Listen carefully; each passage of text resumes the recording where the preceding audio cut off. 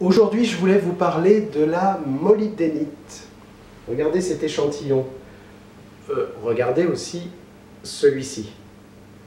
Alors, la molybdénite, non, c'est pas du papier aluminium. Souvent, les visiteurs nous disent « Oh là, mais c'est pas un minéral, ça, c'est du papier aluminium. » Non, non, non, non, pas du tout.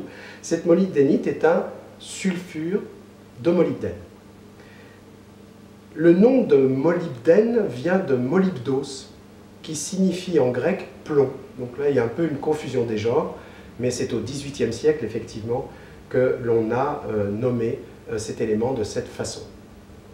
Le molybdène, ce sulfure de molybdène, existe dans les gisements de cuivre. Donc c'est souvent un sous-produit de l'activité minière du cuivre. Que fait-on de ce molybdène? Ce molybdène rentre dans la composition de certains aciers. Ça a commencé au début du XXe siècle. Parce que le molybdène donne une caractéristique de haute tenue en température et de haute résistance à l'abrasion, à l'acier qui le contient.